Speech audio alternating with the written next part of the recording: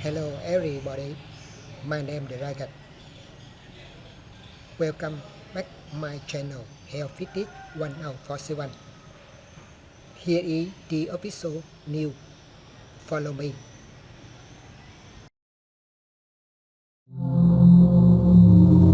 On Out There being cancelled after its first season, a highly anticipated ITV project, Out There, starring Martin Clunes, has officially ended after just one season. Despite the efforts and reputation of the cast, the show tells the story of Nathan, a Welsh farmer living in a peaceful countryside, suddenly falling into a spiral of violence and chaos when his farm and family are threatened by a local drug ring. Martin Clunes, a familiar face in the Doc Martin series, transformed into a father willing to do anything to protect his son, but this return to the small screen with a psychological and dark role seems not to be enough to save the show. Sharing frankly with The Sun, Clunes admitted that Out There did not achieve the viewership expectations, and that ITV did not want to continue producing a second season. Behind this failure is a problem of audience emotions, of the boundary between art and reality, of how a film can turn viewers away in just a few scenes. The dark side is beyond the tolerance of the mass television audience. One of the most controversial elements in Out There is the level of violence and the gloomy atmosphere throughout. The highlight is the stabbing scene in episode 3, when Johnny, Nathan's son, kills a drug dealer who intends to rape his friend. The scene was described as bloody, shocking, and extremely dark, causing many viewers to react strongly. Doc Martin suddenly becomes more attractive, one audience member sarcastically commented when witnessing the unexpected level of violence that Martin Clunes participated in the film. The problem is not that the content is too intense, but the reasonable level and expectation of the audience for a British television series on ITV. When viewers come to Out There, they expect something more realistic, perhaps dark but still in need of an emotional anchor, while the film seems to choose to go beyond that limit. Plot holes and lack of depth in plot handling. One of the biggest criticisms the film received was the absurdity of the cleaning up the scene plot after Johnny murders the drug dealer. He calls his father to help cover up the crime, and the next scene is the father and son dragging the victim's body down the stairs.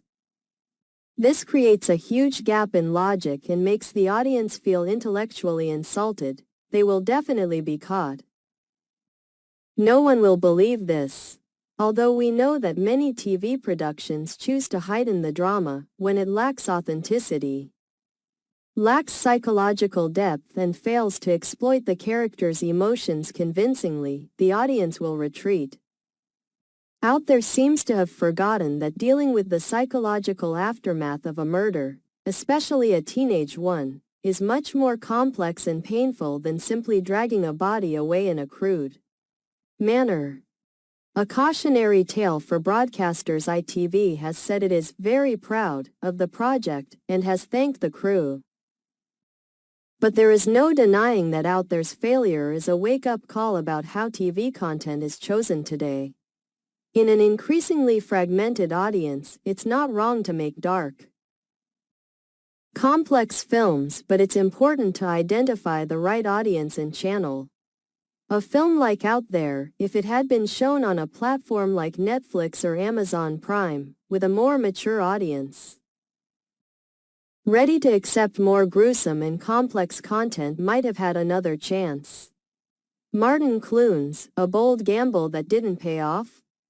There's no denying that Martin Clunes showed courage in stepping out of his comfort zone, from a likable provincial doctor in Doc Martin to a father facing crime and cruel decisions.